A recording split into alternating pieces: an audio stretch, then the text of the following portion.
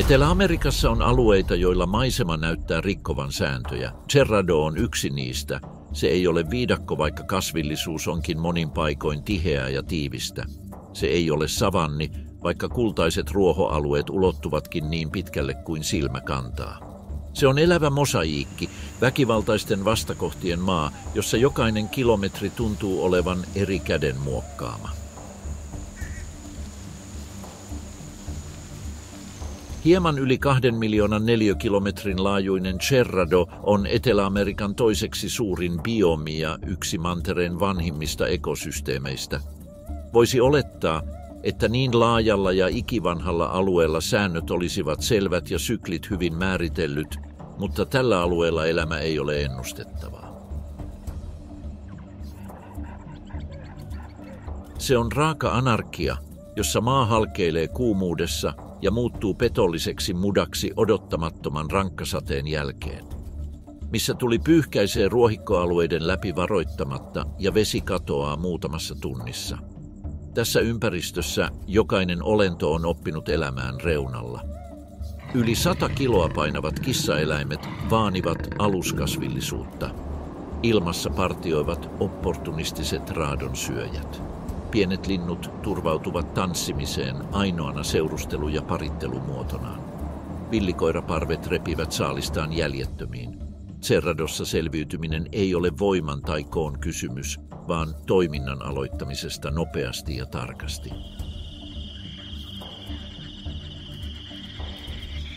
Myös täällä ilmasto tappaa. Äärimmäiset kuivuudet, metsäpalot ja liialliset sateet muokkaavat kunkin lajin käyttäytymistä. Se, mikä tänään takaa ruuan, voi huomenna muuttua ansaksi. Tämä on Cerrado, jossa kaikki hengittävä on tuomittu tappamaan tai tulemaan tapetuksi. Yhdessä sen monista pimeistä laguuneista elää olento, joka ei karju, laukkaa tai hiipii puissa. Se tekee sen veden alla, näkymättömänä ja kiireettömästi. Overokaimaani on jäänne toisesta aikakaudesta. Sen leveä ruumis, litistynyt kuono ja suomuinen panssari antavat sille lähes luonnottoman ulkonäön. Hän voi viettää tuntikausia liikkumatta, vain silmät ja sieraimet pinnalla. Hänen ei tarvitse juosta. Hän ei tarvitse liiallista voimaa. Hän tyytyy vain odottamaan. Täällä jopa vedellä on veren muisti. Sen anatomia näyttää olevan suunniteltu katoamaan, ei jahtaamaan. Silmien ja sierainten korkea sijainti antaa kaimaanin pysyä lähes kokonaan veden alla väijyen sameiden vesien nimettömyydessä. Sen karkea, luisten levyjen peittämä selkä sulautuu kaatuneisiin oksiin ja kuivuneisiin mutavalleihin. Sen leveä, litistynyt kuono antaa sille mahdollisuuden tarttua saaliiseensa voimakkaalla ja pitkäkestoisella purennalla, joka voi murtaa luita yhdellä iskulla. Näin ollen alligaattori odottaa liikkumattomana saaliinsa ylittämistä, tietämättä, että se on jo loukussa. Toisin kuin muut Cerrado-petoeläimet, kaimaani ei metsästä välittömän nälkäkuoleman vuoksi. Se voi olla päiväkausia ilman ravintoa, valitsemalla täydellisen hetken ja odottaen saaliinsa tekevän virheen. Joet ja laguunit ovat sen yksinomaista valtakuntaa. Pinnan alla hiljaisuudesta tulee sen paras liittolainen. Tämä fossiilinen matelia jakaa reviirinsä kissaeläinten, petolintujen ja raadonsyöjien kanssa, mutta joutuu harvoin suoraan konfliktiin. Sen elintavat ovat yöllisiä ja opportunistisia. Se pystyy pyydystämään kaloja, vesilintuja, sammakkoeläimiä ja ympäristön salliessa suurempia eläimiä. Mutta hän ei kiirehdi. Hänen menetelmänsä koostuu liikkumattomasta vaanimisesta, täydellisestä väijytyksestä, jossa uhri ei ymmärrä, mitä tapahtuu ennen kuin on liian myöhäistä. Overokaimaani on säilynyt vuosituhansia Cerradossa, koska se on ymmärtänyt yhden sen keskeisistä säännöistä. Täällä jokainen, joka näyttäytyy, kuolee. Sen väijytykset ovat tehokkaita sen näkymättömyyden ansiosta, ja sen maine pysyy yllä hiljaisuudella ja yllätyksellä. Illan laskeutuessa vedet saavat uudenlaisen tiheyden. Päivän kuumuus jättää ilmaan paksun usvan ja rannoilla vaeltavat eläimet tekevät niin opitulla epäluottamuksella. Näinä aikoina, kun muu eläimistö vetäytyy korkeammalle, nuori tapiiri uskaltautuu kohti pientä takamaata. Kuumuus on sietämätöntä ja veden reunat ovat ainoita paikkoja, joissa jano sammuu. Kän tapiiri pysähtyy. Se haistaa, se kuuntelee. Se tietää veden olevan petollinen, mutta pakko voittaa sen pelon. Lätäköt ovat täynnä jälkiä, muinaisia merkkejä, kynnenjälkiä kuivalla rannalla. Pinta pysyy liikkumattomana, ilman pienintäkään vaaran merkkiä. Alhaalla odottaa täpläkaimaani. Se on ollut liikkumatta tuntikausia mudan ja uponneiden rikkaruohojen varjojen suojaamana. Mikään ei paljasta sen läsnäoloa. Tapiiri liikkuu eteenpäin ja kaivaa tassunsa paksuun mutaan, välittämättä senttien syvyydessä piilevästä uhasta. Jokainen askel kuohahtaa sameaa vettä. Kun kaimaani on tarpeeksi lähellä, se ilmestyy raa'alla rynnäköllä. Purema osuu tapiirin kuonoon.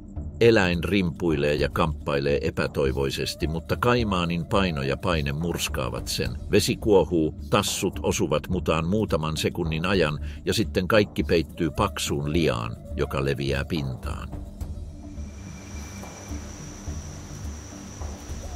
Cerradossa jopa vesieläimet saalistavat.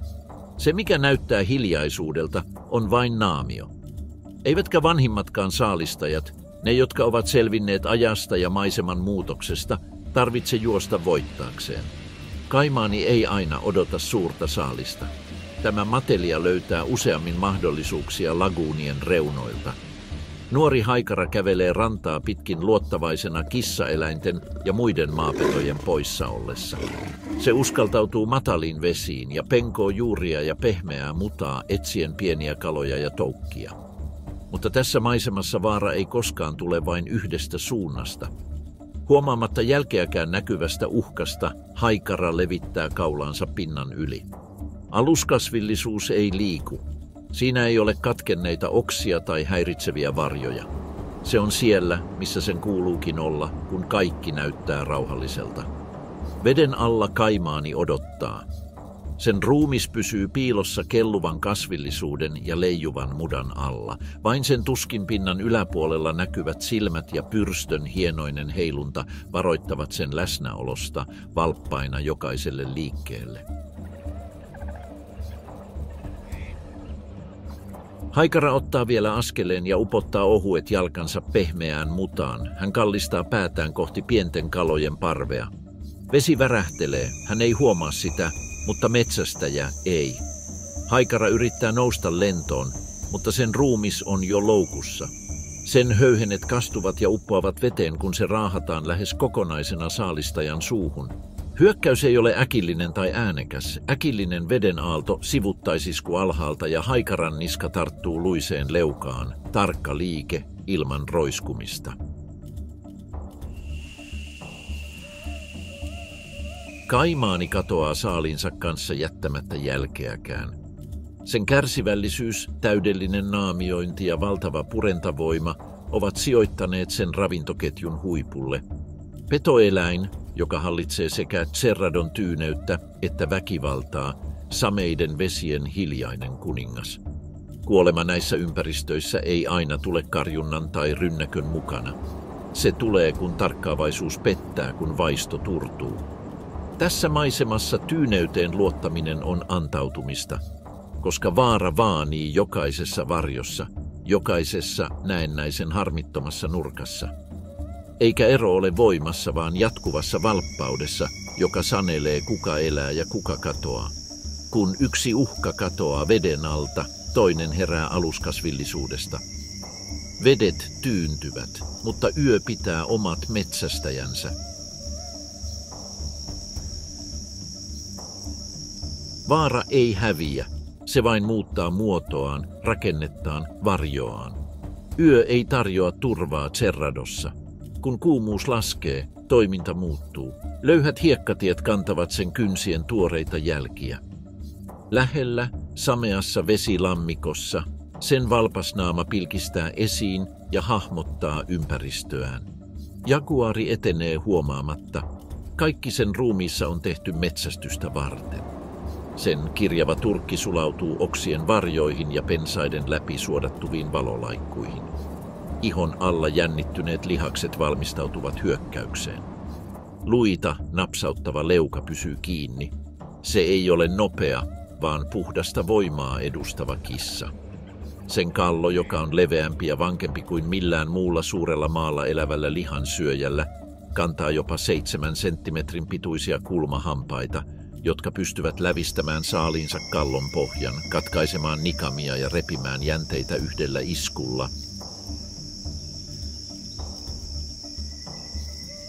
Sen leukalihakset tuottavat yli 1000 kilon purentavoiman, joten sen hyökkäys on tappavan tarkka kone. Piilossa olevat, mutta aina valmiina olevat kynnet seuraavat puremaa, pidättelevät saalista, repivät sen kappaleiksi ja tekevät kaikki pakoyritykset mahdottomiksi. Heti kun saalis yrittää paeta ja mitä enemmän se yrittää, sitä pahemmaksi tilanne muuttuu. Liha on jo repeytynyt sen omien kamppailujen seurauksena ja hyökkäyksen voima lamauttaa sen. Ruumis romahtaa voitettuna. Jaguari syö rauhallisesti, mutta tyydytys on hetkellinen. Nälkä pysyy ja hiljainen moottori ajaa sen seuraavaa liikettä. Hän etenee hitaasti uudelle alueelle. Hän ei kiirehdi eteenpäin. Hän suunnittelee jokaisen askeleen. Jokainen liike on harkittu, jokainen päätös harkittu. Hän pysähtyy. Hän mittaa ilmavirtoja. Hänen kuononsa nousee hieman ja hänen viiksensä huomaavat kaikki vaihtelut. Se on osa hänen tulkintaansa ympäristöstä, kieli, joka on näkymätön muille, mutta selkeä hänelle. Jaguari tunnistaa kasvinsyöjien päivän aikana tekemät jäljet. Pehmeään mutaan jää tuoreita jalanjälkiä ja yhä taipuneet ruohot merkitsevät äskettäistä polkua. Laumastaan irtautuneen peuran jälkiä. Hänen lukemisessaan ei ole virheitä. Vaikka hän ei näekään sitä, hän tietää sen olevan lähellä. Aluskasvillisuus tuskin liikkuu. Peura liikkuu kuivien pensaiden läpi näennäisesti turvallista polkua pitkin. Hän nostaa hetkeksi päätään ja nuuhkii ilmaa. Hän ei aavista mitään vikaa. Mutta uhkaa ei näy missään. Jaguari on valinnut paikkansa.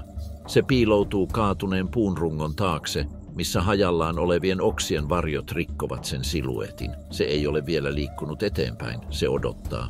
Maasto on heidän puolellaan. Kauempana kallioiden välissä oleva kapea käytävä pakottaa kaikki eläimet ylittämään sen siinä kohdassa. Siellä asiat tapahtuvat. Jaguari tuntee paikan. Se on käyttänyt sitä ennenkin. Jokainen peuran kulkema metri lyhentää etäisyyttä. Kissan ei tarvitse juosta. Se vain odottaa saaliinsa ylittävän näkymättömän rajan, jossa sen eduksi tulee ehdoton. Vielä yksi vilkaisu. Jaguari näpyttelee tassujaan valmistautuen. Ilma muuttuu, jännitys kasvaa hetkessä. Ensimmäisen loikan tarkoituksena ei ole tappaa. Sen tarkoituksena on kuroa umpeen kuilua, heikentää vastarintaa. Saalis yrittää paeta, mutta kynnet iskevät sen kylkiin. Purema ei kohdistu kaulaan, vaan kalloon. Terävä isku, joka pysäyttää kaiken liikkeen. Ruumis romahtaa ilman taistelua. Äänettömästi hän raahaa ruumista aluskasvillisuuden läpi. Hän ei hylkää sitä. Hän ei paljasta mitään, koska El Cerradossa yhden juhla voi muuttua toisen tilaisuudeksi. Se menee syvälle tiheään kasvillisuuteen, missä korppikotka eikä kettu pysty jäljittämään hajua. Tässä biomassa selviytyminen ei kuulu vahvimmille tai nopeimmille. Se kuuluu niille, jotka osaavat odottaa, mitata ja kadota, kun ilma sakeutuu. Ja kukaan ei ymmärrä tuota lakia paremmin kuin jaguari. Cerradossa tämä kissaeläin ei ole koristeesine eikä esi-isien symboli. Se on järkkymätön varmuus siitä, että elämä voidaan sammuttaa äänettömästi, tarkalla puraisulla, ilman että muu ekosysteemi edes pysähtyy miettimään. Tämän kuivan maiseman tunnelma, joka on täynnä kiertyneitä pensaita, karuja ruohoalueita ja vaikeasti tavoitettavia vesikuoppia, näyttää olevan suunniteltu heidän metsästystyyliään varten. Täältä jaguari löytää paitsi ruokaa, myös täydellisen ympäristön sille, mitä se parhaiten osaa kadota ja iskeä varoittamatta. Toisin kuin muut isot kissaeläimet, jaguari on kärsivällinen saalistaja. Se tunnistaa saaliinsa hajun, tuulen rytmin ja pehmeässä maassa olevien tuoreiden jälkien perusteella. Sinun ei tarvitse nähdä tietääksesi, mitä lähellä on. Serrado opettaa sinua lukemaan merkkejä, jotka muut pitäisivät merkityksettöminä. Katkennut oksa, pieni ero maaperän kosteudessa, tapirin jalanjälki, jonka reunat ovat vielä ehjät. Kaikki ei kuitenkaan ole heidän. Jaguari jakaa nämä maat muiden metsästäjien, kettujen, karakalien, oselottien ja pitkäjalkaisen harjasuden kanssa. Vaikka yksikään niistä ei ole suora uhka, jaguari tuntee niiden polut. Se välttää tarpeetonta polkujen ylittämistä. Vain ihminen aseineen ja itsepäisyytensä kanssa on uskaltanut haastaa sen. Ja silti jaguari sopeutuu. Se muuttaa reittejään, metsästysmaitaan ja jää odottamaan näkyville samaan paikkaan, jossa se ennen metsästi. Hän osaa uida, eikä ainoastaan osaa, hän nauttii siitä. Toisin kuin muut kissaeläimet, hänen tiheä ja lihaksikas ruumiinsa löytää vedestä liittolaisen. Se ylittää jokia, tutkii takavesiä ja jahtaa puolivesielämää harjoittavaa saalista samalla taidolla kuin matalassa pensaikossa. Näissä lämpimissä vesissä sen ruumis on täydellisesti sopeutunut hiiviskelyyn ja väijytykseen. Sen purenta säilyttää saman voiman, sen näkö mukautuu väreilevään heijastukseen ja sen kärsivällisyys pysyy ennallaan. Maalla tai vedessä vaistosi toimii yhden lähtökohdan mukaan. Toimi, kun hetki on oikea. Hän ei ole metsästäjä, jolla on tarkka aikataulu. Hän viihtyy varjoissa, joissa hänen täplänsä sulautuvat Serradon varjoihin. Mutta hän hyökkää tilaisuuden tullen, aamun koitteessa, iltapäivän viimeisessä valossa tai milloin tahansa, kun saaliin huolimattomuus avaa oven. Koska tässä paikassa sääntöjä ei ole kirjoitettu ylös, ne aistitaan. Mutta kaikki tässä maassa ei seuraa metsästyksen rytmiä. Kun naaras aloittaa kiiman, hienovaraisia muutoksia tapahtuu näkymättömissä. Ilma on täynnä kemiallisia signaaleja, jotka uros havaitsee virheettömästi. Alkeellisia impulsseja, joita se ei voi tukahduttaa, sisäinen kutsu, joka vetää sitä hajun perään pakkomielteisen päättäväisesti.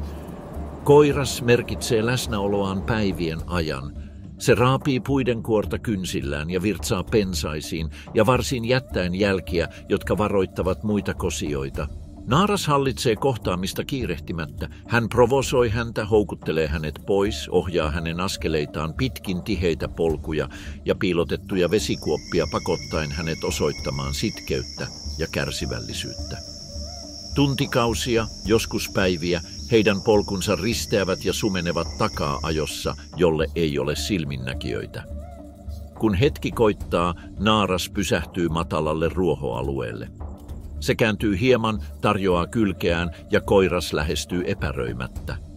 Kontakti on lyhyt, fyysinen ja sitä leimaa biologinen kiireellisyys pikemminkin kuin kiintymys.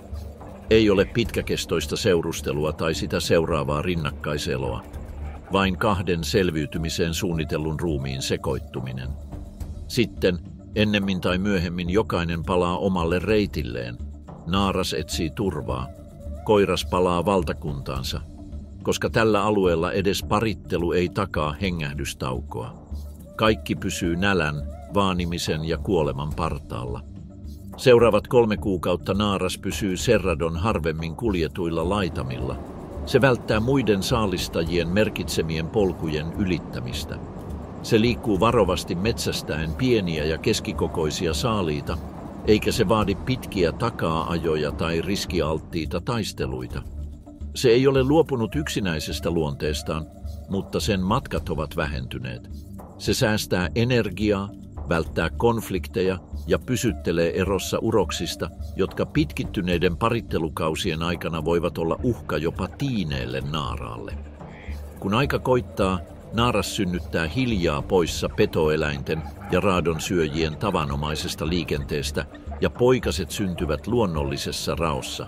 Sokeina ja avuttomina ne pysyvät siellä viikkoja syöden paksua maitoa, joka suojelee niitä nestehukalta ja nälkiintymiseltä. Ensimmäisten kuukausien aikana ne harvoin harhailevat pesästään, joka on piilossa kaatuneiden tukkien alla tai rotkojen seinien välissä. Kasvaessaan emo opastaa niitä ensimmäisillä metsästysretkillään. Hän opettaa heitä tulkitsemaan metsän merkkejä, välttämään myrkyllisiä kasveja ja tunnistamaan vaaran merkit. Hän ei seuraa heitä ikuisesti. Kun he vahvistuvat, hän hylkää heidät eri paikkoihin, pakottaen heidät etsimään omaa aluettaan, koska näissä maissa lähellä pysyminen on kuolemantuomio. Selviytyminen riippuu liikkumisesta, katoamisesta, maa-alueen valtaamisesta ja sen puolustamisesta hinnalla millä hyvänsä. Jaguarit eivät muodosta laumoja. Niiden vaisto on yksinäinen. Kontakti muiden yksilöiden kanssa rajoittuu reviiritaisteluihin, paritteluun tai kiistoihin himoitsemastaan saaliista.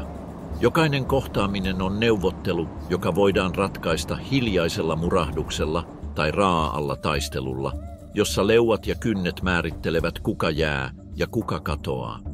Mutta on yksi rituaali, josta kukaan ei luovu: kastelu. Joen rannoilla jaguaari juo ja vaeltelee, koska näillä vesipulan seuduilla kaikki hengittävä päätyy ennemmin tai myöhemmin rannoille. Yhdelle noista rannoista tukahduttavana yönä jaguaari pysähtyy. Vesi heijastaa liikkumatonta, tähdetöntä taivasta. Pinnalla vain pieni liike, minimaalinen jälki. Alligaattori. Se ui hitaasti tietämättömänä siitä, että joku tarkkailee sitä kuolleen puun matalalta oksalta. Kissa arvioi etäisyyden. Se hyppää ja laskeutuu veteen. Linnut lähtevät lentoon. Vesi kuohuu ja ruumiiden hahmot jyskyttävät pinnan alla. Vesi virtaa sen jalkojen alla. Voitokkaana jaguaari nousee esiin kaimaani hampaidensa välissä. Matelia pysyy jäykkänä, leuat auki. Veritahra hälvenee hitaasti. Katsomatta taakseen kissaeläin syöksyy tiheään aluskasvillisuuteen ja vie saalinsa turvaan, josta raadonsyöjät eivätkä opportunistit pysty nappaamaan yhtäkään palasta tai häiritsemään sen rauhaa. Koska täällä, Cerradossa, kaikki hengittävä ansaitsee paikkansa. Ja jaguaari ei pyydä sitä keneltäkään. Hän ottaa sen. Etelä-Amerikan avoimilla mailla kuolema ei aina tule siinä muodossa kuin voisi kuvitella. Niillä on tiivis ruumis, leveä pää, lyhyet jalat ja tummat silmät, jotka tuskin loistavat pimeässä. Olentoja, jotka ensi silmäyksellä saattavat vaikuttaa harmittomilta, mutta täällä, tässä valtavassa maisemassa, kaikki voi olla petollista. Ja noiden pienten, tiheiden ruumiiden joukossa yksikään ei osoita väkivaltaa etikkakoiran johdonmukaisuudella. Punertavalla turkillaan, lyhyellä kuonollaan ja lyhyellä, tanakalla vartalollaan sen ulkonäkö on aseista riisuva varomattomalle. Sen leuat on suunniteltu repimään jänteitä, kylkiä ja murtamaan pieniä luita muutamassa sekunnissa. Vaarallisinta ei ole sen anatomia, vaan sen elämäntapa. Se ei koskaan toimi yksin. Ja ekosysteemissä, jossa yksinäisyys on usein kuolemantuomio, etikkakoirasta on tullut Cerradon sosiaalinen teurastaja. Ne metsästävät tiiviissä kompakteissa ja organisoituneissa laumoissa, pieni ryhmä, mutta koordinoidusti tarkkuudella, joka tuntuu mahdottomalta niiden kokoon nähden. Ne eivät hajaantu, ne eivät huuda, ne eivät jahtaa kauaa. He piirittävät, he pakottavat, he eristävät, he tappavat. Näissä tiheissä jäännöspensaikoissa kollektiivinen voima on hiljainen kieli, strategia, joka muuttaa mahdottoman riistaksi. He kaatavat kaikkea lihaksikkaista agouteista peuranvasoihin ja jopa jättiläisvyötiäisiin, kun tilaisuus tarjoutuu. Lauma kommunikoi matalalla murahduksella, tuskin kuultavilla kiljahduksilla ja ruumiinsa liikkeillä. Ne ymmärtävät toisiaan näkemättä toisiaan. Yksi eläin katkaisee saalinsa pakotien, toinen pakottaa sen tiheään aluskasvillisuuteen ja kolmas odottaa hiljaa oikeaa hetkeä. Virheille ei ole varaa.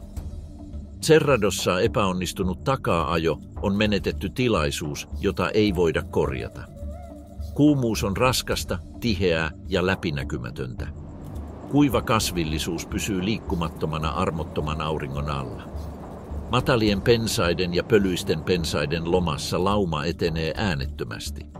Tällä kertaa heidän kohteensa on agouti, ketterä, lihaksikas ja aina valpas jyrsiä, joka on kuitenkin liian itsevarma maaston hallinnastaan. Hän liikkuu itsevarmasti aukeuksilla, täysin tietämättömänä siitä, että hänet on saarrettu. Ajokoira piiloutuu kaatuneen puun rungon viereen. Toinen pitää silmällä vastakkaista suuntaa. Kolmas aloittaa liikkeen. Agouti aistii jotakin myöhään. Se juoksee kohti avointa tilaa, mutta ensimmäinen ilmestyy aluskasvillisuudesta kuin matala tiivis varjo. Agouti kääntyy, mutta lauma on jo sulkenut kehän. Se ei ole puhdas takaa-ajo. Se on piiritys. Alle 20 sekunnissa jyrsien ruumis on loukussa. Sen hampaat uppoavat kylkiin. Toinen koira tarttuu sen takajalkoihin. Maa värjäytyy vereen ja liike pysähtyy. He repivät sen palasiksi. Yksi pitää kiinni päästä, kun taas toinen kantaa osan ruumiista. Loput raahaavat osan aluskasvillisuuteen. Täällä mikään ei pysy koskemattomana pitkään. Se, mitä ei syödä heti, houkuttelee pienempiä raadonsyöjiä ennen iltahämärää, ja etikkakoiralle se tarkoittaa enemmän kilpailua, vähemmän ruokaa ja jatkuvaa riskiä menettää saaliinsa. Mutta tämä lauma ei ainoastaan metsästä. Ne puolustavat reviiriään raivolla, joka ylittää monien yksinäisten saalistajien raivokkuuden. Ne merkitsevät polkuja, partioivat kuivien purojen reunoja, eivätkä epäröi hyökätä muiden pienempien lihansyöjien kimppuun, jos ne ylittävät niiden rajat. Tämä kyky hallita ei riipu pelkästään lukumäärästä. Sen näennäisen harmiton anatomia kätkee alleen raakoja sopeutumisia. Pureman, joka kokoonsa nähden ylittää paljon suurempien petoeläinten pureman. Lyhyet, tukevat jalat, joiden avulla se voi livahtaa huomaamattomasti aluskasvillisuuden läpi, ja valtavan hajuaistin, joka kykenee havaitsemaan tuoretta verta useiden satojen metrien päästä, jopa leijuvan pölyn ja tiheän kuumuuden läpi, joka vääristää näiden tasankojen aromeja. Tämän yhdistelmän ansiosta etikkakoira ei pelkää tunkeutua muiden ihmisten koloihin, kiivetä kaatuneiden runkojen yli tai edes uida uponneiden juurien joukossa, koska sen kompakti ruumis soveltuu tähän. Väkivalta ei ole valinnaista tässä biomissa. Ja tämä lihansyöjä ymmärtää tämän paremmin kuin kukaan muu. Nuoria eläimiä opetetaan tähän lakiin ensimmäisistä viikoistaan lähtien. Ne seuraavat laumaa sen öisillä juoksulenkeillä ja tarkkailevat metsästystä aluskasvillisuudesta, kunnes eräänä yönä ne saavat osallistua. Oppiminen ei tapahdu vähitellen.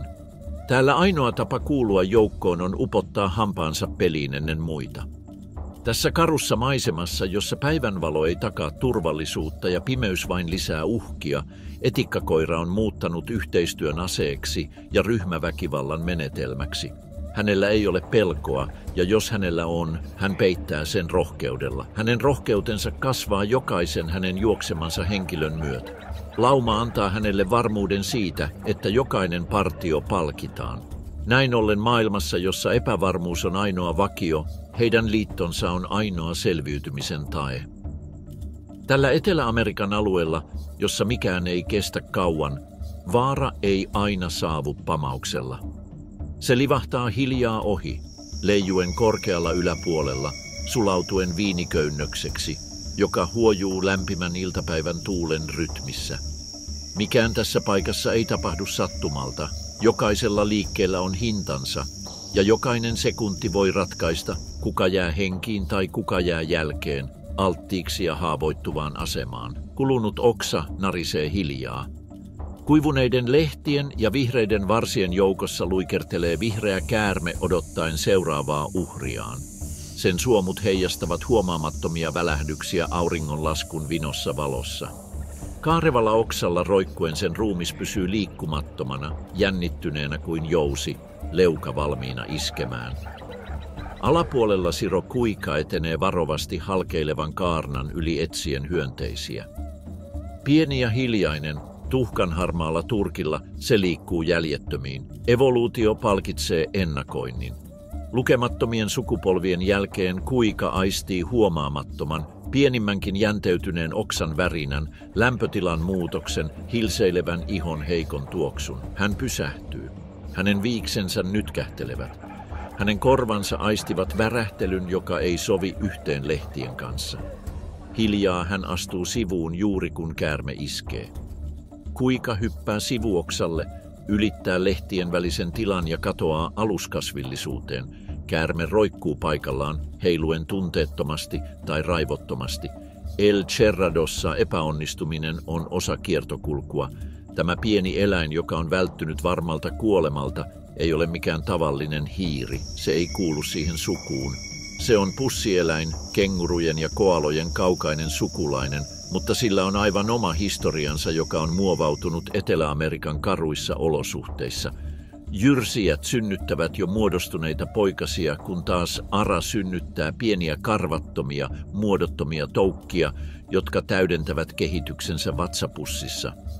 Siellä, suojassa tukahduttavalta kuumuudelta ja aina valppailta saalistajilta, ne pysyvät, kunnes ovat tarpeeksi vahvoja kohtaamaan ympäristön vaarat. Tämän hetken todellinen päähenkilö on tämä pieni pussieläin, olento, jonka on muovannut tarve selviytyä kaikesta. Sen ketterä ja joustava ruumis voi liukua pienien rakojen läpi, kiivetä nopeasti katkenneita oksia ja hypätä kokoonsa nähden mahdottoman pitkiä matkoja. Niiden hajuaisti havaitsee petoeläinten ja saaliin feromonit, ja niiden vuosisatojen öisen vaaninnan hioma kuulo havaitsee värähtelyjä, joita muut eläimet tuskin rekisteröivät. Se syö hyönteisiä, hämähäkkejä ja aluskasvillisuuden meheviä hedelmiä. Yleensä se hyödyntää päivänvalon ensimmäiset ja viimeiset tunnit liikkuakseen, kun päiväsaikaan petoeläimet ovat poistuneet paikalta ja yöllä petoeläimet eivät ole vielä hallinneet aluetta. Se on opportunistinen, älykäs ja brutaalin tehokas. Se ei ainoastaan metsästä, se myös ryöstä pesiä, syö munia ja varastaa ruokaa muiden jättämistä jäänteistä. Sen lisääntymiskierto on yhtä armoton. Se voi lisääntyä useita kertoja vuodessa ja mukauttaa lisääntymistiheyttä ravinnon saatavuuteen. Naaras synnyttää jopa 8 pienen poikasen poikueita, jotka takertuvat naaraan rintoihin vatsapussiin. Ne pysyvät siellä, kunnes niiden jalat pystyvät kannattelemaan niitä ja aistit ovat kehittyneet niin paljon, että ne pystyvät havaitsemaan Cerradon jokaisen raon ympärillä vaanivan vaaran. Sen rooli tässä ekosysteemissä on elintärkeä.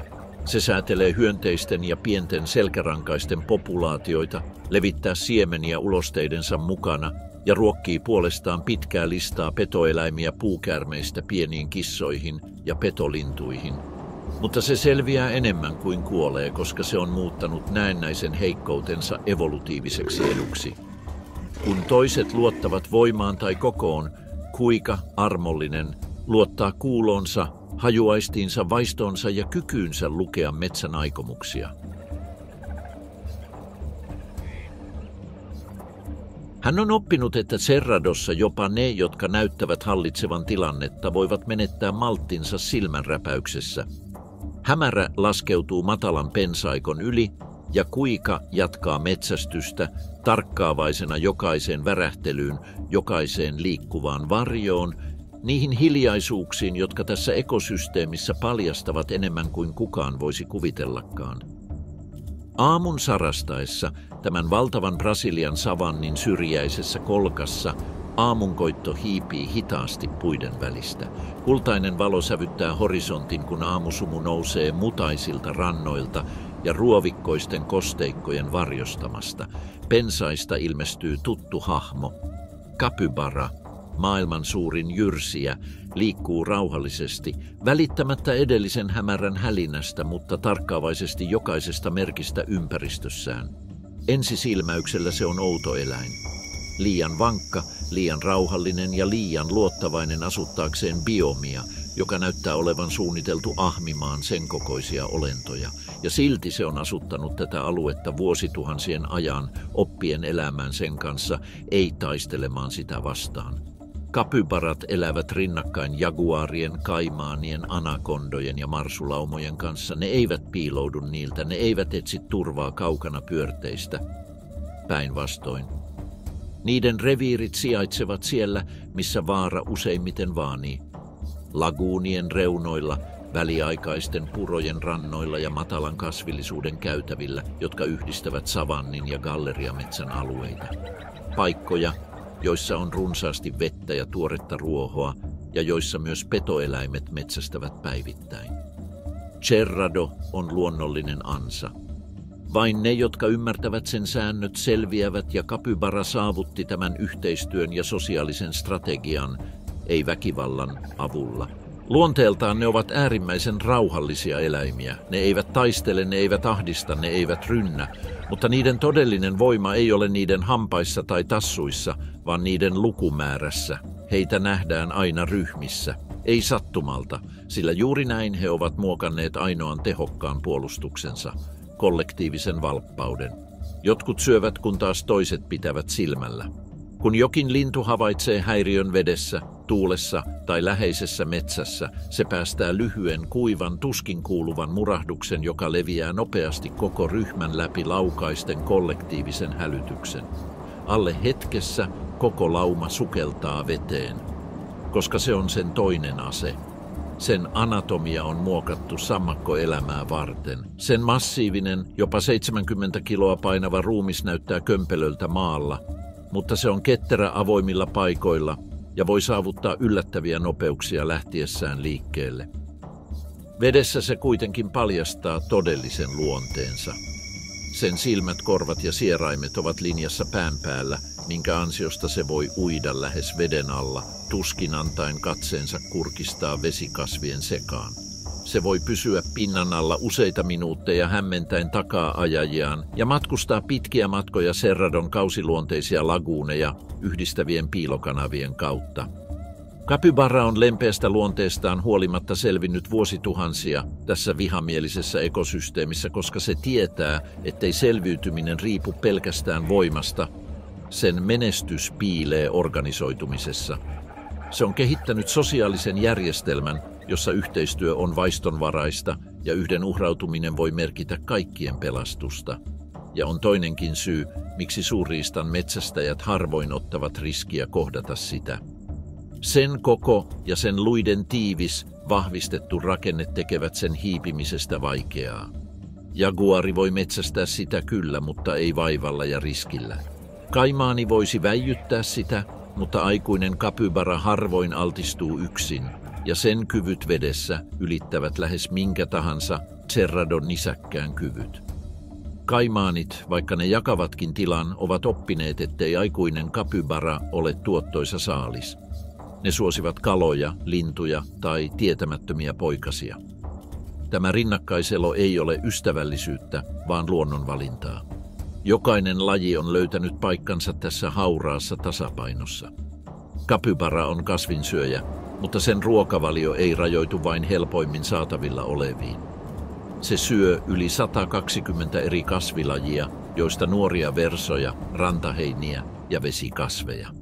Tämä monimuotoisuus on avainasemassa selviytyäkseen ekosysteemin äärimmäisistä vuodenajoista, jolloin kuivuus muuttaa laguunit halkeilevaksi pölyksi ja sademaiseman tulvivien purojen verkostoksi.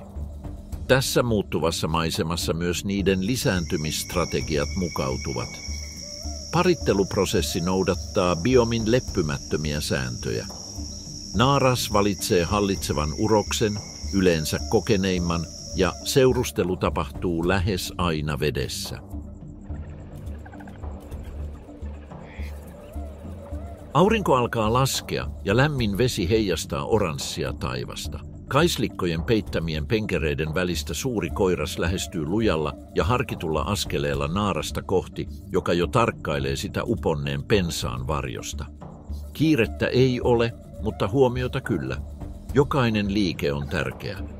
Hellävaraisilla tönäyksillä ja hieromalla vartaloaan naisen vartaloa vasten hän aloittaa hienovaraisen tanssin, joka tuntuu harjoitellulta vuosituhansien ajan. Naaras vastaa liikkumalla lähemmäs ja kauemmas, mittaamalla voimaansa ja herättämällä vaistonsa, jotka paljastuvat vain tässä nestemäisessä ympäristössä. Heidän ympärillään muu ryhmä tarkkailee hiljaa, tietoisina herkästä neuvottelusta, joka ratkaisee lauman elämän seuraavan luvun. Siellä, suojassa saalistajilta ja muiden urosten häirinnältä, pari sitoutuu toisiinsa siteessä, joka on välttämätön ryhmän jatkuvuudelle. Lisääntymismenestys on elintärkeää. Naaras voi saada jopa 8 pentua poikuetta kohden ja useita poikueita vuodessa resurssien saatavuudesta riippuen. Poikaset syntyvät täysin kehittyneinä ja ne kykenevät juoksemaan ja uimaan muutamassa minuutissa. Ne pysyvät koko ryhmän hoivissa. Uhka on jatkuva, taukoamatta, päivällä ja yöllä. Laumasta erotettu kapybara on turvallinen saalis, mutta vain laumasta se voi löytää voimaa selviytyä. Niinpä tässä raivokkaassa ekosysteemissä, jossa lakia sanelevat hampaat, kynnet ja väijytykset, kapybara on selviytynyt sosiaalisen älykkyytensä, jatkuvan valppautensa ja maan ja veden välisen hallitsevuutensa ansiosta. Se ei tarvitse väkivaltaa. Cerrado on opettanut sen vastustamaan toisella tavalla. Ja vaikka jaguaarit vaeltelevat tiheikköissä, kaimaanit partioivat hiljaa laguuneissa ja yölliset saalistajat terävöittävät aistejaan, kapybara-lauma on yhä paikalla. Näennäisesti tyyni, mutta aina tarkkaavainen pienimmillekin häiriöille ilmassa, äänessä ja vedessä. Horisontissa jyrisee ukkonen kaukaisuudessa. Linnut etsivät suojaa oksien sekaan tuulen tyyntyessä, ikään kuin maa pidättäisi hengitystään. Cerrado hiljenee, ei kuulu kraakkumista, oksien narinaa tai hyönteisten tavanomaista surinaa. Ensimmäiset pisarat osuvat pudonneisiin lehtiin epäsäännöllisellä rytmillä herättäen kaikuja, jotka moninkertaistuvat pensaiden joukossa. Sade sataa rankasti, kuljettaen mukanaan kuivuneen pölyn, täyttäen lätäköt ja luoden peilimäisiä lammikoita epätasaiselle maalle. Tuuli kahisee oksia ja tiheikkö näyttää heräävän eloon kasvavan kohinan, kostean huokauksen myötä, joka läpäisee maiseman. Eläimet hakeutuvat suojaan ja hidastavat liikkeitään valppaina myrskyn mukanaan tuomaan muutokseen. Ilma on täynnä märän maan tuoksua ja valo himmenee suodattuen taivaan lyijynharmauden läpi. Kun sade lakkaa, laskeutuu hiljaisuus, raskas ja täydellinen. Ei kuulu kurnitusta, ei kahinaa, ei hyönteisten surinaa. Tämä hiljaisuus ei tuo rauhaa. Se on kiistaton merkki siitä, että pimeydessä on piilossa silmiä, valppaita ja kärsivällisiä, valmiina hyödyntämään hetkeä, jolloin luonto pysähtyy. Kumpuilevien ruohoalueiden ja laguunien märkien polkujen joukossa yksilö erottuu ryhmästä. Hän tuntee olonsa turvalliseksi. Hän on hyvin ruokittu ja hänen veden ja tuoreen ruohon painama kehonsa tekee hänestä kömpelön ja uneliaan. Mudan ja rantakasvien tuoksu leijuu yhä sen kosteassa turkissa, elävinä jälkinä muutama tunti sitten sataneesta sateesta, joka on leimannut sen kohtaloa siitä lähtien. Petoeläin ei kiirehdi. Jo aamunkoitosta lähtien pilvisen taivaan alla, joka enteili myrskyä, se on seurannut saalistaan. Se ei metsästä nälän tai pakottavan tarpeen vuoksi. Se metsästää, koska se voi, koska kärsivällisyys on ase, jonka se on hionut siihen pisteeseen, että se on muuttanut odottamisen osaksi hyökkäystä. Hän on katsellut kasvin syöjän syövän, kuinka se etsi suojaa vedestä, kuinka se nousi takaisin laiduntamaan. Hän on odottanut täsmälleen sitä hetkeä, jolloin täysi vatsa turruttaa aistit, jolloin jalat käyvät kömpelöiksi, jolloin keho huutaa lepoa, ei pakoa. Varjot alkavat piteneä. Lämpötila on jo laskenut sateen jälkeen, ja juuri ennen kuin pimeys peittää maiseman kokonaan, metsästäjä päättää lähteä liikkeelle. Ei mitään etukäteisäänitystä, ei varoitusta. Vain hahmo nousee esiin pensaikosta. Jaguari iskee kuin jännittyneiden ja täsmällisten lihasten kokonaisuus. Sen paino upottaa saaliin mutaan ennen kuin se edes yrittää reagoida. Ei ole takaa-ajoa, ei ole kilpailua. Suljettu paikka ei ole paikka energian tuhlaamiselle. Täällä tappaminen on välitöntä. Niiden torahampaat lävistävät paitsi lihan myös kaulan ytimen etsien sitä kohtaa, jossa kaikki loppuu ennen kuin alkaa. Ja sillä viimeisellä hetkellä, kun jaguaarin pää nousee ja viimeinen valonvälähdys lävistää pensaikon, tuo epätodennäköinen naama paljastuu. Niiden symmetria ei ole sattumaa.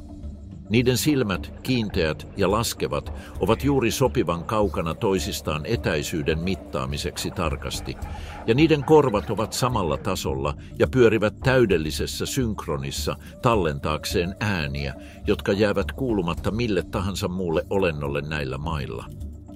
Nenä, ei liian suuri eikä liian pieni, täyttää täsmälleen oman paikkansa kasvojen maantieteessä, jossa jokainen ilmassa oleva molekyyli on tulkittava viesti. Tuon rakenteen alla suu on tarkka kaari, joka ei ole suunniteltu esittelemään groteskeja hampaita, vaan tarttumaan, tukehduttamaan ja murskaamaan tehokkaasti ilman virhemarginaalia. Tuo täydellisyys ei ole kauneutta, se on evoluutiota raaimmassa muodossaan. Jokainen viiva, jokainen kulma, jokainen symmetria on tuhansien sukupolvien tulos, joissa vain tehokkaimmat, tarkimmat ja hiljaisimmat ovat selvinneet. Maisemassa, jossa rankkasateet vuorottelevat pitkien kuivan, hauraan maaperän jaksojen kanssa, jossa kasvillisuus muuttuu radikaalisti vuodenaikojen mukaan, eikä saalista ole aina saatavilla, elämä on jatkuvaa taistelua. Usein toistuvat ja tuhoisat metsäpalot muokkaavat reviiriä varoittamatta pakottaen jaguaarin sopeutumaan tai tuhoutumaan. Kilpailu muiden suurriistan metsästäjien kanssa ja tarve hallita laajaa aluetta lisäävät paineita tehden jokaisesta metsästyksestä harkitun riskin riistassa, jossa epäonnistuminen tarkoittaa kuolemaa. Mutta silti jaguari etenee epäröimättä. Sen lihaksikas ja huomaavainen ruumis, hiotut vaistot ja tappava äly tekevät siitä kiistattoman hallitsijan tällä arvaamattomalla alueella. Se voittaa vaikeudet paitsi voimalla, myös saalistaan uuvuttavalla kärsivällisyydellä ja maisemaa hallitsevalla oveluudella ennennäkemättömällä tavalla.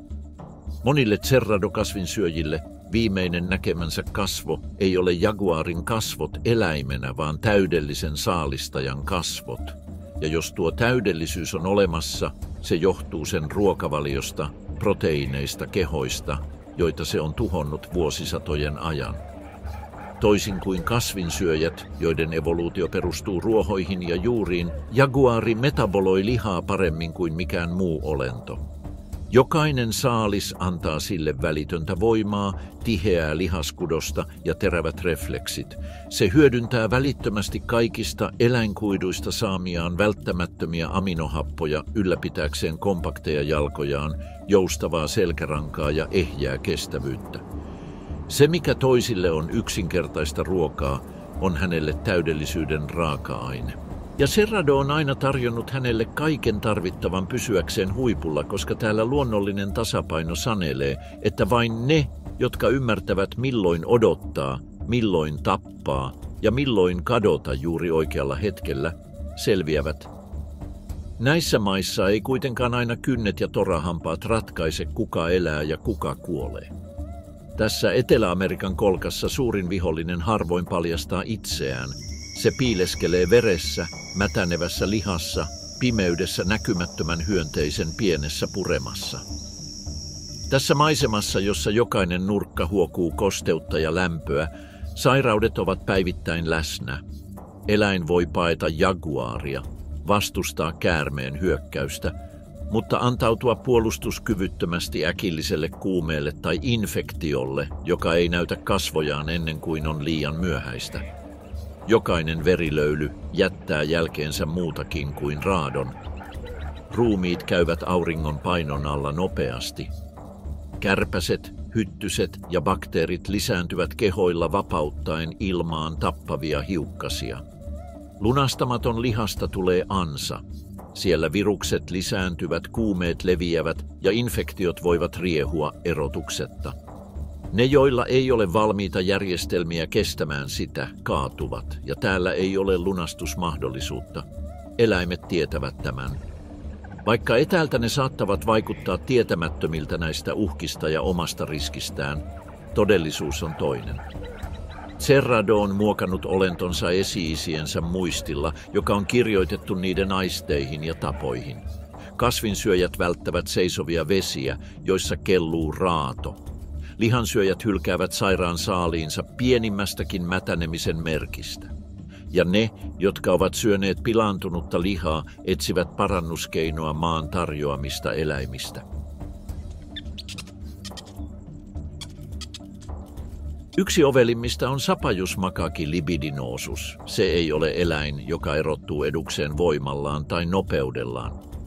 Mutta siinä missä muut kompuroivat, tämä kädellinen on oppinut lukemaan cerradoa epätavallisen tarkasti. Kun ryhmän jäsen sairastuu, makaki turvautuu epäröimättä tiettyjen karvaiden kasvien karkeisiin lehtiin, joita se pureskelee nielemättä. Kasvistahna peittää kielen ja kurkun aiheuttaen kontrolloitua pahoinvointia, joka poistaa myrkyllisen sisällön ennen kuin se ehtii tuhota kehoasi. Ja useimmissa tapauksissa tämä lääke riittää. Keho poistaa aineen ja kuume laskee muutamassa tunnissa. Toisinaan hän kaivaa esiin pistävän makuisia juuria, jotka ovat runsaasti alkaloideja ja taistelevat suolistobakteereja vastaan tiedostamattaan. Tämä sukupolvien ajan toistettu lääke suojelee klaania tuhoilta, joilta muut eläimet eivät välty. Koatit joutuvat suolistoparasiittien uhreiksi syötyään fermentoituneita hedelmiä. Kuume ja heikkous kuluttavat ne muutamassa tunnissa ja niiden ruumiit jäävät kosteaan aluskasvillisuuteen, josta raadonsyöjät ottavat nopeasti kaiken irti. Mutta tämä pieni kädellinen ei ole ainoa, joka turvautuu esi-isiensä lääkkeisiin. Myös yksinäinen ja kärsivällinen tamandua, Bandera tamandua, tuntee maan tarjoamat resurssit. Nielettyään mätäneviä hyönteisiä se etsii tietyille savipenkereille. Siellä se nuolee varovasti kosteaa, mineraalipitoista maaperää, joka neutraloi myrkkyjä ja peittää mahalaukun seinämät estäen myrkkyjen vapaan kiertämisen. Toiset eläimet syövät mieluummin kuituisia, sitkeitä ja kitkeränmakuisia varsia, jotka aiheuttavat nopean suoliston tyhjentymisen. Punahirvi pureskelee tiettyjä ruohoja ensimmäisistä kuumeen oireista, ei vaistonvaraisesta taikauskosta. Se on täsmällinen lääke, joka on juurtunut lajiinsa vuosisatojen ajan. Cerradon sydämessä älykkyyttä ei mitata pelkästään metsästystaitoilla tai alueellisella hallinnalla. Selviytyminen tarkoittaa tietämistä, mitä raatoja kannattaa välttää, mitä tartunnan saaneita alueita väistää ja mitä kasveja etsiä aamunkoitteessa suojaksi. Yksikään näiden maiden asukas ei jätä huomiotta vaanivia näkymättömiä vaaroja, koska ne, jotka tekevät niin, eivät selviä. Voidaan sanoa, että eläimet eivät ymmärrä sairauksia, mutta todisteet ovat ristiriidassa tämän arvion kanssa. Ne tunnistavat oireet, ennakoivat riskejä ja etsivät ratkaisuja siellä, missä muut eläimet näkevät vain rikkaruohoja. Kestävät ne, jotka ovat tehneet harkinnasta hyveen. He tietävät milloin edetä, milloin perääntyä ja miten puhdistaa kuoleman varjo ruumiistaan. Cerrado ulottuu miljoonien hehtaarien alueelle ja se muodostaa valtavan mosaiikin, joka peittää lähes 1/5 Brasilian alueesta. Se on korkeiden ruohojen, pensaiden ja hajanaisten metsien meri, jossa on ainutlaatuisia savannimuodostelmia, jotka tarjoavat poikkeuksellisen monimuotoisuuden. Sen näennäinen tyyneys kätkee alleen jatkuvan dynamiikan, jossa elämä etenee vuosituhansien ajan säilyneessä tasapainossa. Viime aikoina ihmisen läsnäolo on kuitenkin muuttanut tätä rytmiä. Massiiviset puiden kaatamiset avaavat aukkoja maisemaan, ja vihreyden läpi kulkevat polut muuttavat elinympäristön jatkuvuutta. Koneet ja liikenne synnyttävät uusia värähtelyjä ja ääniä, jotka täydentävät luonnollista repertuaaria. Laajasta laajuudesta huolimatta tämän muutoksen merkit ovat havaittavissa jopa syrjäisimmässäkin nurkassa. Jotkut eläimet etsivät tiheämpiä suojia ja mukauttavat rutiinejaan välttääkseen ihmisen toiminnan huippuaikoja. Myös ruokavaliot muuttuvat. On yleistä havaita hienovaraisia muutoksia ruokavaliossa, kun lajit ottavat käyttöön uusia resursseja tai muuttavat ravinnonhakutapojaan. Turvallisen tilan ylläpitämisen paine vaatii jatkuvaa valppautta, jossa aistit ovat herkempiä havaitsemaan kaikki merkit häiriöistä. Cerradon monimutkaisuus ei johdu ainoastaan sen äärimmäisistä ilmasto-olosuhteista, vaan myös sen asukkaiden erikoistumisesta. Erikoistuneet lajit, jotka ovat sopeutuneet hyvin erityisiin markkinarakoihin, kohtaavat suurempia haasteita. Jättiläismuurahaiskarhu on riippuvainen tietyistä termiittikeoista ja laajoista alueista navigoidakseen. Kun ympäristö muuttuu äkillisesti, sen selviytyminen vaikeutuu, ja tälle ekosysteemille kehittynyt tarkkuus voi muuttua sen suurimmaksi haavoittuvuudeksi. Tässä skenaariossa evoluutio käyttää voimaansa. Sopivimmat voittavat. Ne, jotka eivät sopeudu, vähenevät lukumäärältään ja ovat jopa lähellä paikallista sukupuuttoa. On mahdollista, että ihmisen puuttuminen asiaan edistää tiettyjen petoeläinten absoluuttista valta-asemaa tai uusien lajien kehittymistä yllättävine sopeutumineen, jotka muuttavat Cerradon luonnetta tulevina vuosikymmeninä. Käyttäytymisen plastisuus, enemmän kuin voima tai nopeus, muuttuu perustavanlaatuiseksi työkaluksi. Tässä vastakohtien maassa, jossa sade ja kuivuus sanelevat elämän rytmin, eläimet reagoivat jokaiseen muutokseen vaiston ja sopeutumisen yhdistelmällä. Tämä tila on edelleen paikka, jossa elämä keksii itsensä uudelleen joka hetki, ja sen asukkaat sopeutuvat ympäristöön, joka muuttuneesta huolimatta säilyttää ikivanhan olemuksensa. Se ei ole vain laajuutta. Se on elävä, hengittävä alue, jota sen eläimistö muokkaa ja säätää jokaista sen liikettä. Vaikka ulkoiset paineet ovat pienentäneet sen kokoa, sen laajuus isännöi edelleen kohtauksia, jotka jäävät kaikkien arvaamatta. Kuivan ruohon ja hajallaan olevien pensaiden välistä punertava varjo liukuu pitkin, mitatuin askelin leikaten ilmaa odottamattomalla läsnäolollaan.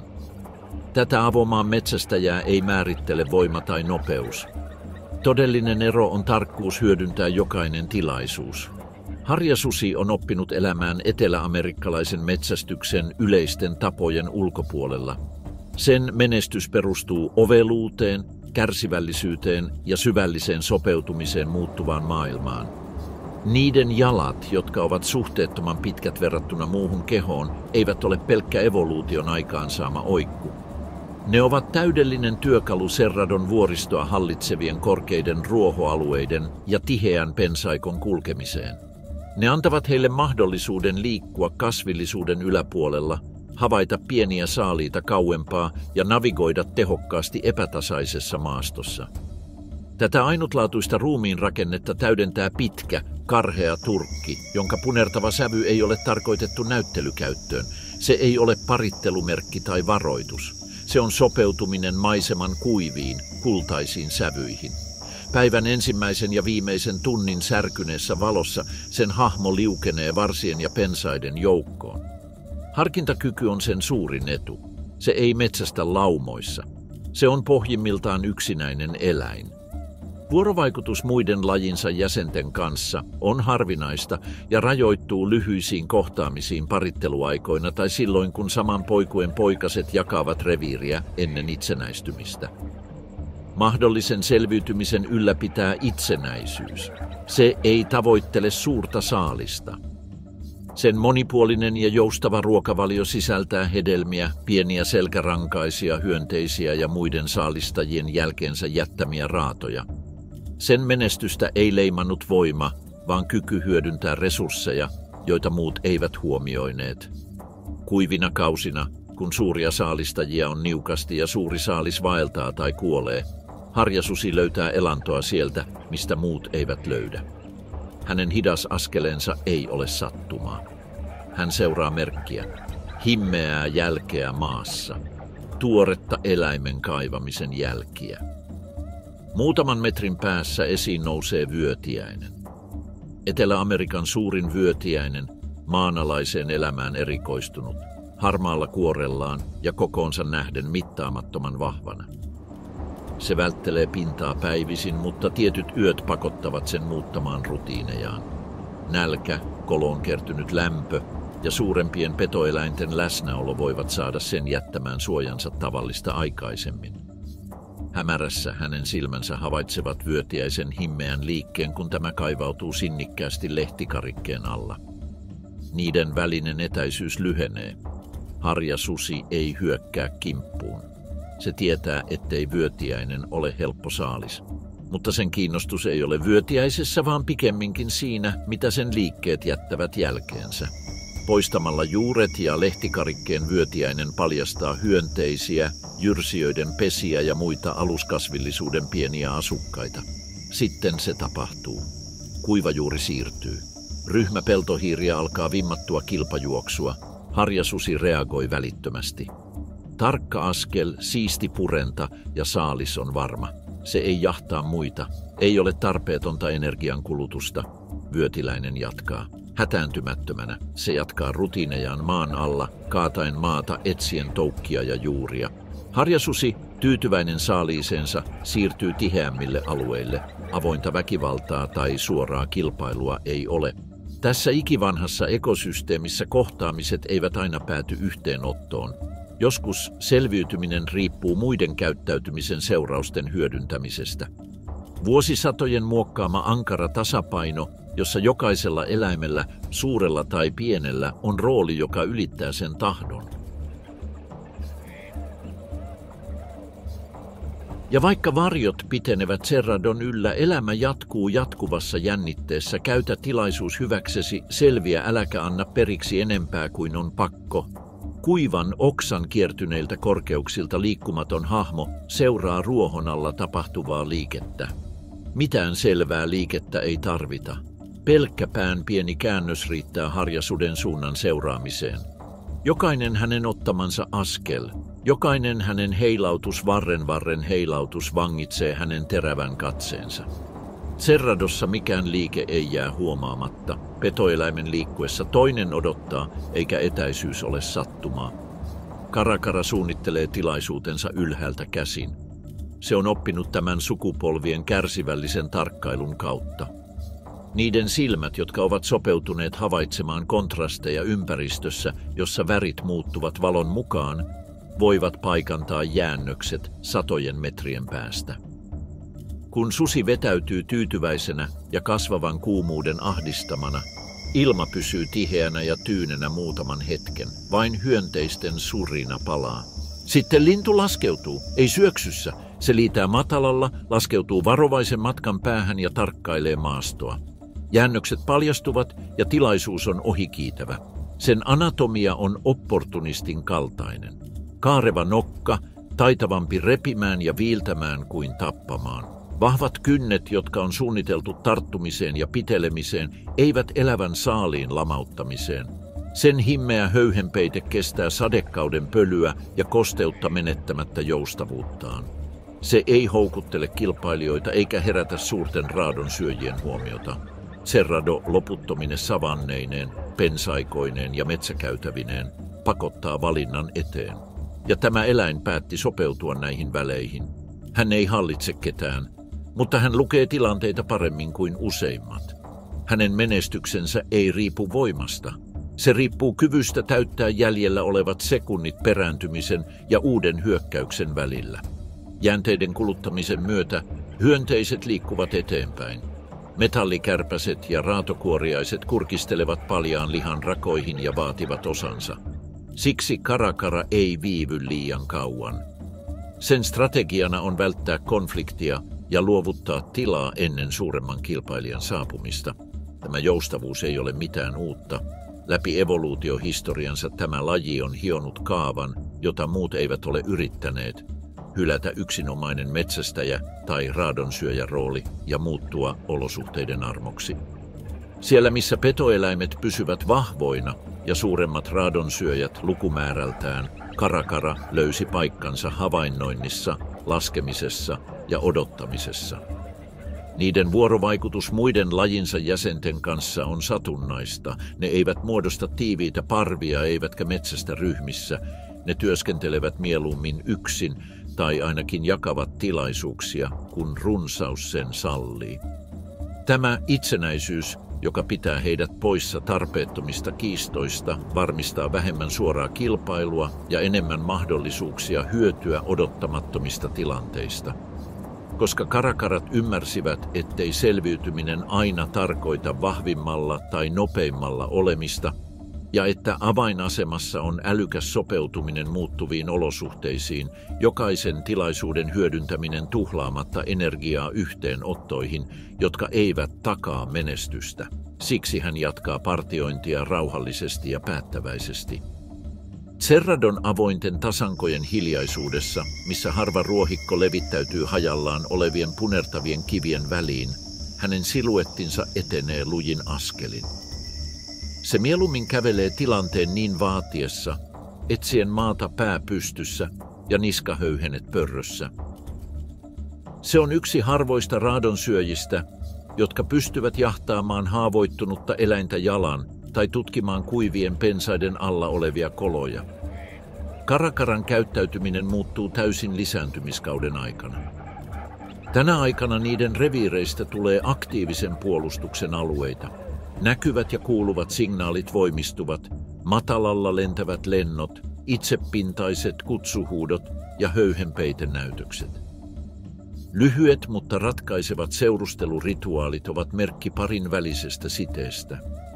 Tunnistamiseen liittyy jäykkiä asentoja, hidasta ja hallittua siipien avautumista sekä kurkkumäistä, kuivaa ja karheaa ääntä, ikään kuin se olisi kadonnut kaukaisesta aikakaudesta.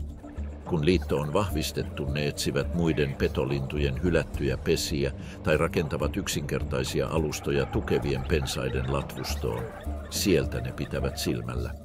Ja jos petoeläin lähestyy, Caracara ei epäröi käyttää parasta resurssiaan, nopeaa ja ketterää kävelyään. Se saattaa herättää tunkeilijan huomion, houkutella sen jalan pois pesältä ja sitten lähteä lentoon viime hetkellä. Tämä esihistoriallisilta esi-isiltä peritty strategia on varmistanut heidän sukulinjansa säilymisen armottomassa maisemassa, jossa epävarmuus on anteeksiantamatonta ja luonto rankaisee varoittamatta. Lähes kuukauden ajan muna suojelee poikasta, joka kasvaa hitaasti ja äänettömästi kuoren alla. Molemmat vanhemmat hautovat sitä vuorotellen pitäen sen lämpimänä ja valppaana uhkien varalta. Kun poikanen vihdoin kuoriutuu, hauras ja haavoittuvainen, vanhemmat tehostavat huolenpitoaan. Ne ruokkivat sitä vuorotellen ja pitävät sitä piilossa pesän kuivien höyhenten alla jatkuvassa vaarassa. Jos petoeläin vaanii, ne puolustautuvat ilmassa. Ne liikkuvat jalan suorilla hyökkäyksillä ja lyhyillä hyppyillä kaikki reviiriään puolustaen. Cerrado vaatii pikemminkin oveluutta kuin voimaa, eikä mikään Caracarassa ole sattumaa. Sen tumma, okran ja harmaan kirjava höyhenpuvun väri sulautuu kiviseen maahan. Sen pitkät jalat tarkkailevat väsymättä maastoa ja penkovat auringon haalistamia luita. Jokainen ominaisuus on tarkka selviytymiskeino tässä villissä mosaiikissa, ja joka kerta kun sen karu kutsu kaikuu, muinainen kaiku murtautuu nykyhetkeen. Enemmän kuin pelkkä petolintu, se on muinainen Cerrado-linnun osa. Olento, joka säilyttää edelleen ruumiissaan ja käyttäytymisessään refleksit aikakaudelta, jolloin siivekkäät petoeläimet jakoivat maan jättiläisten kanssa. Cerradon maaperällä nähdään rutiininomaisia vaelluksia, pakenemista ja tappavia kohtaamisia, mutta alemmassa latvustossa ja aukeamissa, joissa valo tuskin suodattuu oksien läpi, tapahtuu toinenkin spektaakkeli. Se ei jätä verijälkiä tai jälkiä maan päälle, vaan ratkaisee tulevien sukupolvien kohtalon. Cerradon manakins, pienet linnut, joilla on tiiviit, kiiltävät höyhenpuvut, ovat tehneet tanssista keskeisen kielensä. Täällä, näillä alle puolen metrin läpimittaisilla aukeilla, aikuiset koiraat valmistavat näyttämöä seremoniaansa varten. Ne poistavat kuivat oksat, erottelevat lehdet ja raivaavat kaikki esteet, jotka häiritsevät niiden esillepanoa. Jokainen lattian neliömetri muuttuu radaksi. Ennen ratkaisevaa hetkeä on aikaa harjoitella. Nuoret koiraat kerääntyvät läheisten oksien sekaan. Ne hyppivät, pyörähtelevät ja räpyttelevät siipiään, jolloin syntyy lyhyitä, kuivia napsahduksia. He harjoittelevat mitattuja hyppysarjoja, tarkkailevat veteraaneja ja opettelevat ulkoa koreografiat, jotka heidän jonain päivänä on suoritettava täydellisesti. Tässä Cerradon kolkassa jokainen virhe tallentuu viidakon hiljaisuuteen eikä toistolle tai unohtamiselle ole sijaa. Dominoiva uros, joka on selvinnyt edellisestä kaudesta ja tuntee jokaisen oksan, jokaisen aukeaman, siivoaa tilansa pakkomielteisen tarkasti. Kirkkaan pinnan tulisi heijastaa valoa juuri oikealla hetkellä ja välttää esteitä, jotka häiritsevät niiden liikkeitä ja ääniä. Hän ei vain raivaa kasvillisuutta pois. Hän valitsee aukkoja, joissa valo ja varjo helpottavat niiden näkymistä, mukautuen ympäröiviin olosuhteisiin.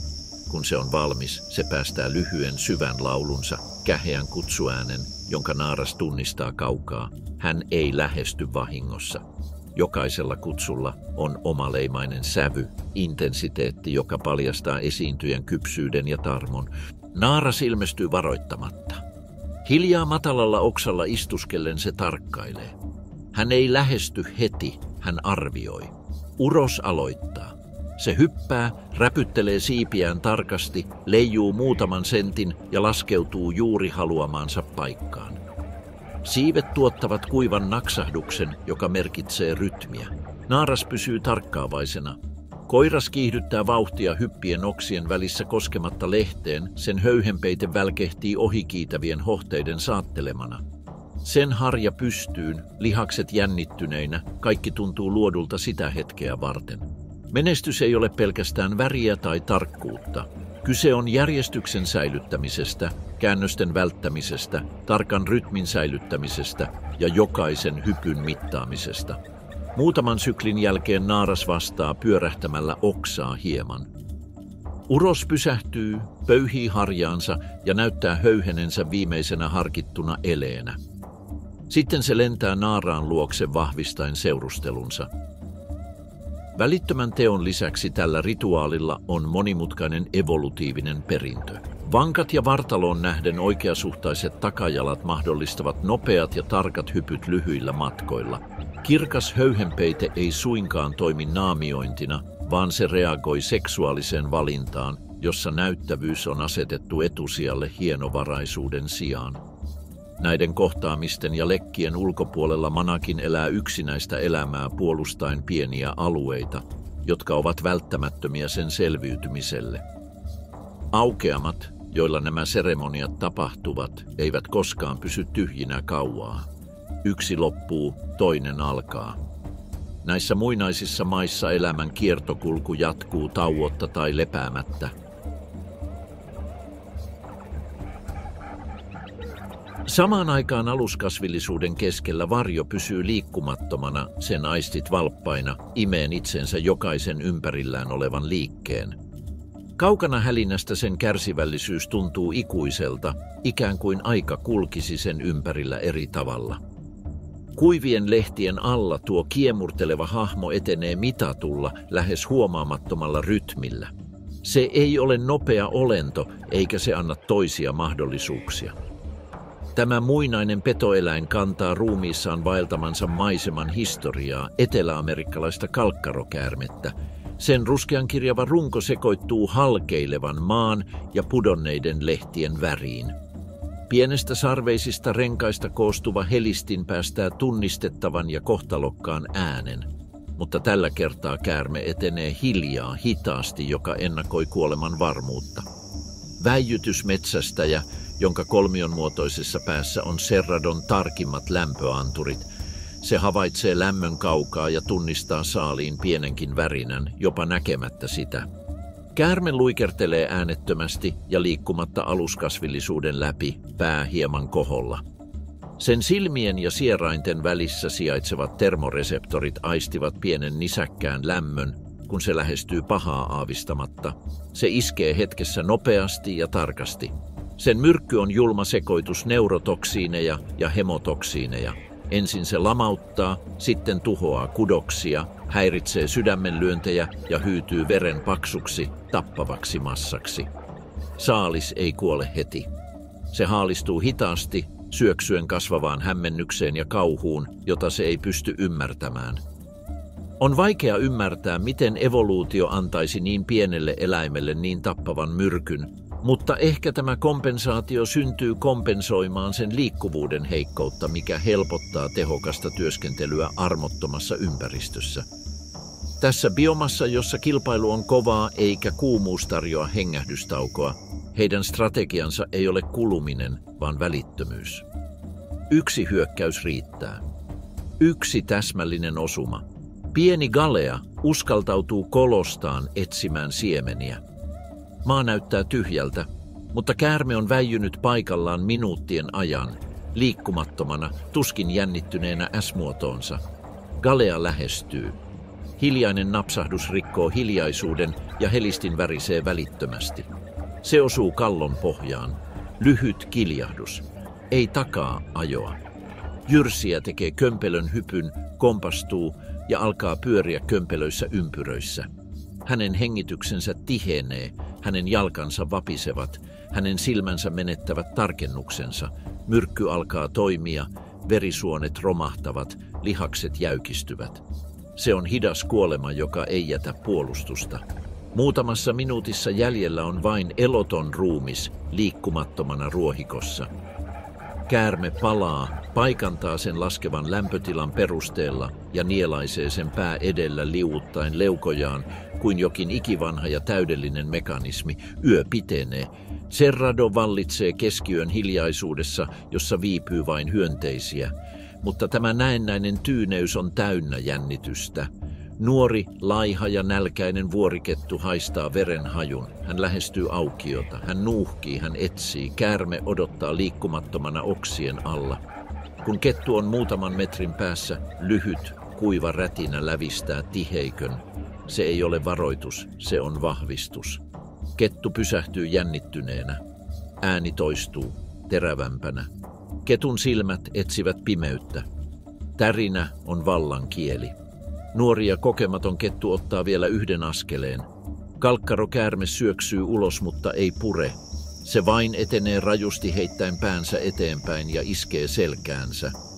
Kettu säpsähtää säikähtäneenä ja pakenee refleksinomaisesti katsomatta taakseen. Käärme palaa vahingoittumattomana paikalleen. Tässä biomissa maine kontrolloi tilannetta. Pelkkä maineensa kaiku voi muuttaa suuremman saalistajan liikkeitä. Käärme luikertelee viimeisen kerran kuivien oksien seassa. Sen ruumis katoaa pimeyteen aivan kuin sitä ei olisi koskaan ollutkaan siellä. Samalla maaperällä, jossa 10 olennot taistelevat, metsästävät ja kuolevat päivittäin, hän pysyy. Hän ei etsi yltäkylläisyyttä. Hän ei etsi spektaakkelia. Hän on puhdasta tehokkuutta. Fossiiliaineistossa hänen kaltaiset olennot hallitsivat maapalloa kauan ennen kuin suuret nisäkkäät hallitsivat. Heidän menestyksensä piilee kärsivällisyydessä, siinä, etteivät he tuhlaa liikaa energiaa, siinä, että he hyökkäävät vain silloin, kun virheille ei ole sijaa. Se on muuttumaton saalistaja, jonka strategiaa ei ole tarvinnut muuttaa vuosisatoihin ollakseen tehokas. Cerradossa yö ei kuulu nopeimmin juokseville eikä parhaimpinaksisille. Se kuuluu niille, jotka osaavat odottaa. Niille, jotka ymmärtävät, että liikkeen kipinä voi ratkaista elämän. Ja siinä armottomassa tasapainossa kalkkarokäärmeellä ei ole kilpailijaa. Valo palaa hitaasti tälle valtavalle Brasilian savannille. Armottoman yön ja armottoman aamunkoiton jäänteiden välissä maiseman muodot muotoutuvat jälleen. Se, mikä näytti hiljaisuudelta, onkin todellisuudessa jatkuvaa jännitettä, koska täällä kaikki hengittävä on joko metsästäjää tai metsästettyä. Ja silti elämä jatkuu. Näillä mailla kuoppakaimaanit väijyvät sameissa vesissä odottaen pienintäkin virhettä. Jaguaarit suunnittelevat väijytyksiä tiheämmässä kasvillisuudessa. Käärmeet, petolinnut ja keskikokoiset kissaeläimet hiovat strategioitaan mukauttamalla kehonsa ja käyttäytymisensä ympäristöön, joka palkitsee tehokkuutta, ei raakaa voimaa. Mutta voittoon eivät ole päässeet ainoastaan petoeläimet. Näillä tasangoilla ja hajanaisilla pensaikoilla kasvinsyöjät ovat luoneet oman menestyksensä. Kapybarat, peurat, vyötiäiset ja lukemattomat jyrsijät eivät ole passiivisia uhreja, vaan aktiivisia selviytyjiä. Joka päivä he tulkitsevat tuulen merkkejä, tuoretta mutaa ja muiden jättämiä jalanjälkiä pysyäkseen pystyssä vielä yhden päivän. Ne ovat muuttaneet haurautensa resurssiksi. Ja biomissa, jossa kuolema vaanii joka suunnassa, selviytyminen riippuu siitä, milloin liikkua, milloin pysähtyä ja missä metsän kolkassa odottaa metsästäjien lähtöä. Cerrado ei ole pelkkä avoin tasanko. Se on verkosto kuivia metsiä, tiheitä ruohoalueita, pensaikkojäänteitä ja vesistöjä, jotka katoavat varoittamatta. Verkko, ansoja ja turvapaikkoja, näkymättömiä oikoteitä ja kirjoittamattomia sopimuksia lajien välillä, jotka jakavat karhean ruohon polkuja, lehtikarikkeen alueita ja luonnollisia käytäviä kiertyneiden pensaiden välissä. Tämän biomin todellinen suuruus ei ole sen koossa tai vihreydessä, vaan jokaisen sitä asuvan elävän olennon lakkaamattomassa kyvyssä muuttaa käyttäytymistään, kehoaan ja kohtaloaan reagoiden armoa myöntämättömän maailman julmiin sääntöihin.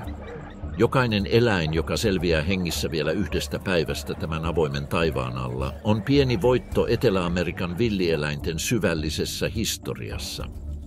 Seuraavan illan koittaessa muut ruumiit valtaavat samoja polkuja ja vaara ilmestyy jälleen varjoista.